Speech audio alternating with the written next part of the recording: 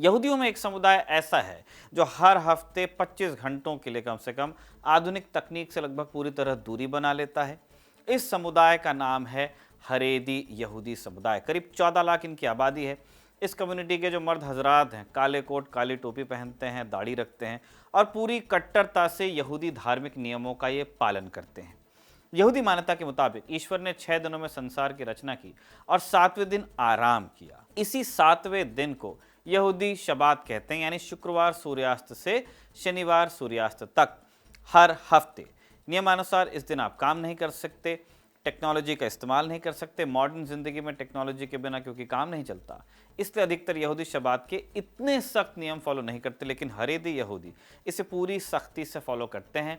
Mobile phone, computer, TV और यहाँ तक कि इलेक्ट्रिक स्विच तक को हाथ नहीं लगाते। लिफ्ट की जगह सीढ़ियों का इस्तेमाल करते हैं।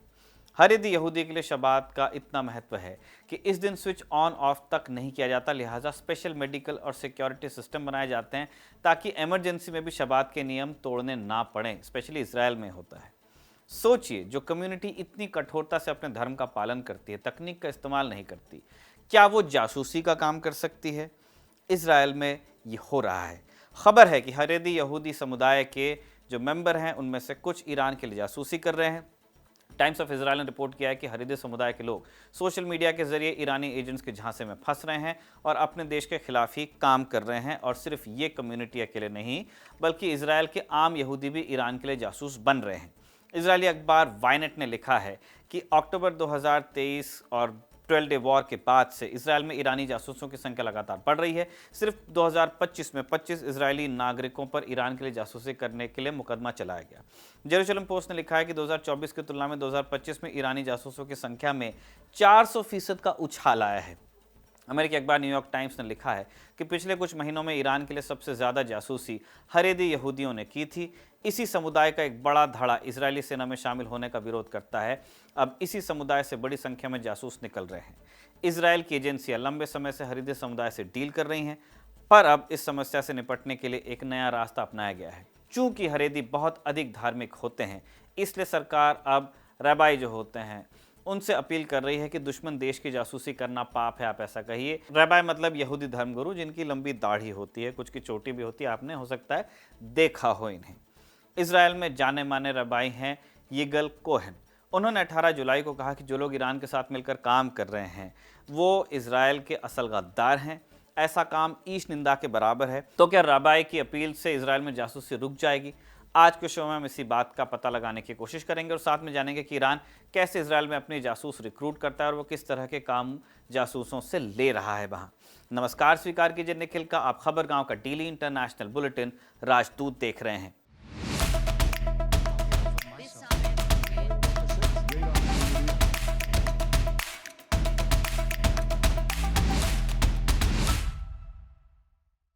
सबसे पहले ये समझिए कि ईरान कैसे इजराइल में अपने जासूसों का नेटवर्क बनाता है।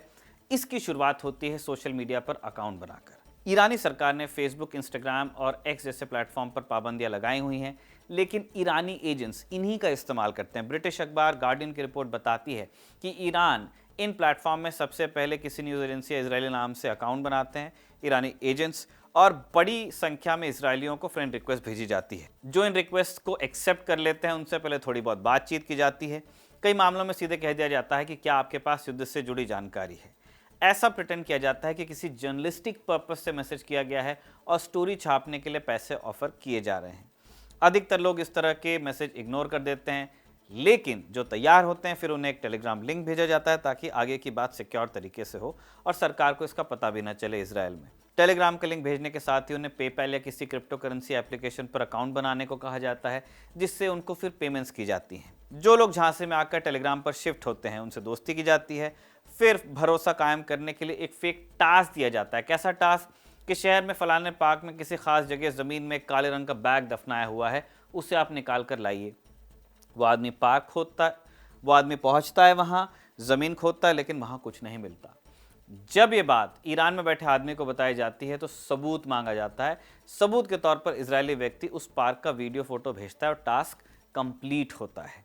फौरन लगभग $1000 की पेमेंट उसको की जाती है। पेमेंट होने से एक ट्रस्ट एस्टैब्लिश होता है, $1000 हैं, और फिर किसी भी बड़े मिशन पर उसे जाने के लिए ग्रूम किया जाता है। ब्रिटिश अखबार द गार्डियन ने इजरायली अदालत में दाखिल किए गए आरोप पत्रों के हवाले से और उदाहरण बताए हैं, जैसे उस व्यक्ति से कुछ और छोटे छोटे टास्क करवाए जाते हैं, फिर हर बार एक ट्रीट होती है। क्या काम? पोस्टर लगाना, पर्चे बंटवाना या दीवारों पर नारे लिखना। इन पोस्टर्स पर प्रधानमंत्री बेंजामिन नेतन्याहू की आलोचना लिखी होती है। कुछ आरोपियों से जो पर्चे बंटवाए गए उनमें लिखा हुआ था, बीबी की वजह से हिजबुल्लाह यहाँ आ चुका है, बीबी और हिटलर एक जैसे हैं, वगैरह वगैरह। प्रधानमंत्री की आलोचना इसराइल में कोई गुनाह नहीं है, लेकिन आप एजेंसियों की नज़र में तो आते ही हैं। फिर भी अगर आदमी रिस्क ले रहा है तो उस पर भरोसा किया जाता है कि इस भरोसे को आगे टास्क देने में इस्तेमाल किया जाएगा। अब ये पता चल चुका है कि सामने वाला आदमी जोखिम उठाने को भी तैयार है, वो प्रधानमंत्री की भी फोटो के नीचे कुछ लिखने को तैयार है, नारा लिखने को तैयार है। इसके बाद असली खेल शुरू होता है। इसके बाद ईरानी एजेंट्स इन इजरायलियों को सैनिक अड्डों की तस्वीरें लाने को कहते हैं। अब इसराइल में सभी को फौज में कभी न कभी काम करना होता है, वहाँ ड्राफ्ट है।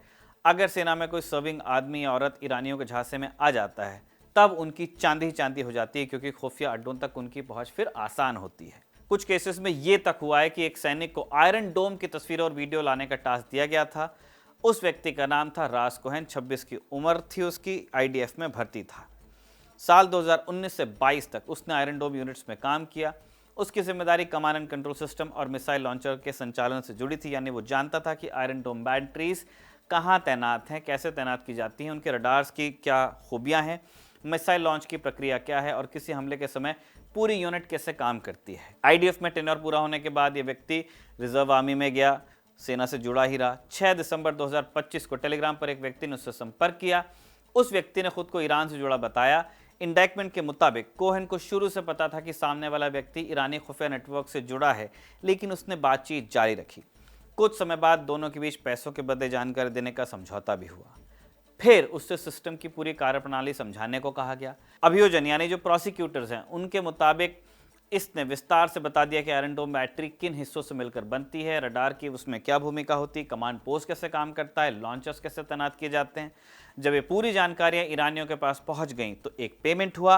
अगला टास्क दिया गया आयरन डोम की तस्वीर लाना, उसके सिस्टम की। पैसों के लालच में उसने ऐसा किया। 27 तस्वीरें और वीडियो भेजे। इजराइल की सेना में काम करने वाले व्यक्ति ने आयरन डोम की 27 बार तस्वीरें लेके ईरानी जासूसों को भेजी। इतना ही नहीं, इसके बाद कोहेन से कम 7 इजरायली एयर बेसिस की लोकेशन मांगी गई, उसने वो भी दी। उसने ईरानियों को राष्ट्रपति भवन में तैनात किए जाने वाले सिक्योरिटी गार्ड तक की जानकारियां दे दी। इजरायली पुलिस के मुताबिक कोहेन को क्रिप्टो करेंसी में पेमेंट दी गई थी। फरवरी 2026 के आसपास उसने ईरानियों से बात करनी बंद कर दी, लेकिन डिजिटल पेमेंट्स जो आ रही थी उनकी वजह से शक हुआ, जांच हुई और फिर उसे अरेस्ट किया गया। टाइम्स ऑफ इजराइल के मुताबिक एक बड़ी संख्या में सेना से जुड़े लोगों को टारगेट किया जाता था, पर पिछले कुछ महीनों में हरीदी समुदाय के लोगों का नाम इसमें ज्यादा आ रहा है। जैसे 24 बरस के मेयर नाहुम का केस खूब चर्चा में। मेयर हरीदी समुदाय से ही आता है, कंप्यूटर साइंस का छात्र है, वेस्ट बैंक की बेतार इलित बस्ती में रहता था। वेस्ट बैंक में बना एक इलीगल सेटलमेंट है इंटरनेशनल लॉ के हिसाब से आप देखेंगे तो। अगस्त 2025 में उसकी बात पहली बार एक ईरानी एजेंट से हुई। जब उसे पता चला कि यहाँ से पैसे कमाए जा सकते हैं तो उसने एक अलग फेक अकाउंट बनाकर उस ईरानी एजेंट को खुद मैसेज किया। उसने खुद को इजरायली यूनिट 8200 का एक अधिकारी बताया। एक दफ़े ईरानी एजेंट ने उससे कुछ खुफिया दस्तावेज मांग लिए और ये दस्तावेज उसके पास थे नहीं, तो उसने चैट जीपीटी से फर्जी दस्तावेज बनवा लिए और ईरानियों को दे दिए। एक बार ईरानियों ने उससे ईरान के फॉर्मर प्रेसिडेंट इब्राहिम रईसी की मौत से जुड़े सवाल पूछ लिए। ये पूछा गया कि क्या इसमें इजराइल का हाथ था, तो मेयर ने हाँ कर दिया। कहा कि हाँ, इजराइल ने ही इब्राहिम रईसी का कत्ल करवाया है। मेयर को इसके बदले पेमेंट मिल रही थी, लेकिन फिर वो पकड़ा गया। जांच में पता चला कि वो ईरानी एजेंट को ही बेवकूफ़ बना रहा था। फिर भी इजराइल में उसे कुछ सज़ा मिली। इसके पीछे तर्क दिया गया कि मेयर ने इब्राहिम रईसी की मौत पर झूठ बोला, जिससे ईरान को गलतफहमी हो सकती थी और एक नया विवाद जन्म ले सकता था। तीसरा उदाहरण इजराइल के एनर्जी मिनिस्टर का है। गोनेन सेगेव पेशे से डॉक्टर थे, लेकिन 1995 में वो पॉलिटिक्स में आए और इजराइल के वो ऊर्जा मंत्री रहे, एनर्जी मिनिस्टर। कुछ ही साल में उन्होंने पॉलिटिक्स छोड़ दी। 2004 में उन्हें नशीली दवाओं की तस्करी के एक मामले में अरेस्ट किया गया। इल्ज़ाम था कि उन्होंने नीदरलैंड से इजराइल में प्रतिबंधित नशीली गोलियां लाने की कोशिश की। अदालत ने उन्हें जेल की सज़ा सुनाई। सज़ा पूरी करने के बाद उन्होंने इजराइल छोड़ दिया और नाइजीरिया में जाकर डॉक्टर बन गए। यहीं से कहानी नया मोड़ लेती। साल 2012 में नाइजीरिया में स्थित ईरानी दूतावास के अधिकारियों ने गोगेन सेगेव से संपर्क किया। ईरानी एम्बेसी के एम्प्लॉयज़ की जो फैमिलीज थी उनके इलाज के बहाने इनको बुलाया और फिर दोस्ती की और फिर ईरान के लिए काम करना इन्होंने भी शुरू कर दिया। एनर्जी मिनिस्टर ने गोनेन ने कम से कम 2 बार ईरान की यात्रा की, कई बार यूरोप में अलग अलग जगह पर मिले। इन मुलाकातों में उन्होंने इसराइल की एनर्जी साइट्स से जुड़ी डिटेल्स ईरान को दी। जब इजरायली एजेंसी शिन बेत को इस बात का पता चला तो उन्हें गिरफ्तार किया गया। इस तरह कई केसेस आपको इजरायली मीडिया में पढ़ने को मिल जाएंगे, लेकिन सबसे ज़्यादा कुख्यात एक 22 साल के अमी गैदारोव का केस है, जिसने एक फॉर्मर प्राइम मिनिस्टर को मारने तक की साजिश कर ली थी। गैदारोव हाइफा शहर का रहने वाला था। अगस्त 2025 में उसने टेलीग्राम पर ऐसे ग्रुप्स ज्वाइन किए जहां नौकरी के बारे में पोस्ट किया जाता था। घर बैठे कमाई करने के तरीके भी उस ग्रुप पर भेजे जाते थे। वहीं उसकी बात एक ईरानी हैंडलर से हुई। चूंकि पैसों की ज़रूरत थी, इसलिए उसने शुरुआत से ही ईरानियों के लिए जासूसी करनी शुरू की। इजरायली अखबार वायनेट के मुताबिक शुरुआत में उसे सड़क और बिल्डिंग्स की फ़ोटो लाने का टास्क दिया गया।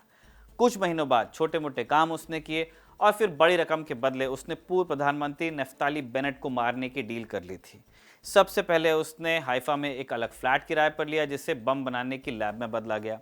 इस गैदारोव को लगातार ईरानी हैंडलर से ऑनलाइन निर्देश मिल रहे थे।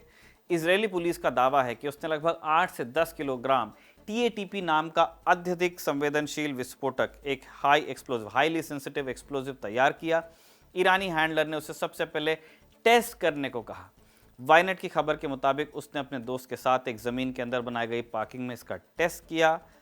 पूरा जो ये टेस्ट था बॉम्ब डेटोनेट करने का, उसका वीडियो अपने मोबाइल से रिकॉर्ड किया और अपने ईरानी हैंडलर को भेजा भी। इस कवायद में उसके 3 इजरायली दोस्त भी उसके साथ शामिल थे, लेकिन कुछ दिनों के बाद ही इजरायली पुलिस ने उन्हें अरेस्ट कर लिया।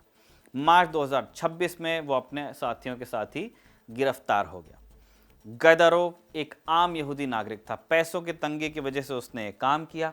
अक्टूबर 2023 के पहले इजराइल में रहने वाले अरब नागरिकों का नाम इस तरह के जासूसी के नेटवर्क्स में खूब आता था, पर अब आम यहूदी भी जासूसी का काम कर रहे हैं ईरान के लिए। और अब नई रिपोर्ट में ये बातें सामने आ गई है कि हरेदी यहूदी भी बड़ी संख्या में पकड़े जा रहे हैं। हरेदी यहूदियों का इजराइल सरकार के साथ शुरुआत से ही टकराव रहा है कई मुद्दों पे। सबसे बड़ा मुद्दा है कि वो आर्मी में शामिल नहीं होना चाहती, क्योंकि वहाँ बहुत टेक्नोलॉजी है, धर्म पालन का उतना समय नहीं मिलता। इनका कहना है कि हरेदियों का काम सिर्फ धर्म का पालन करना, उसकी शिक्षा लेने का है। कट्टरपंथी समुदाय है इसराइलियों के बीच, यहूदियों के बीच। हरेदी समुदाय सबसे ज़्यादा धर्म की ही पढ़ाई करता है। साइंस की पढ़ाई को वहाँ ज़्यादा तरजीह नहीं दी जाती इस समुदाय के भीतर। यही वजह है कि उस समुदाय के पास कम नौकरियाँ रहती हैं, वो आम इजरायली की तुलना में कम कमाते भी हैं। इसराइल डेमोक्रेसी इंस्टीट्यूट के मुताबिक 2022 में हरीदी परिवारों की औसत मासिक आय लगभग 14,000 शेकल थी, जबकि गैर हरीदी यहूदी परिवार जो वहाँ हैं उनकी जो औसत आय है लगभग 24,000 शेकल के आसपास थी, ऑलमोस्ट डबल। यही नहीं, हरीदी समुदाय में गरीबी दर 34% थी, जबकि गैर हरीदी यहूदियों में केवल 14%। यानी हर 3 हरीदी परिवारों में लगभग एक परिवार गरीबी की जद में था। ये भी हम 2022 की बात कर रहे हैं, बहुत पहले का भी नहीं है। उसी समय तक के आंकड़े मौजूद हैं, उसके बाद से लड़ाई चल रही है।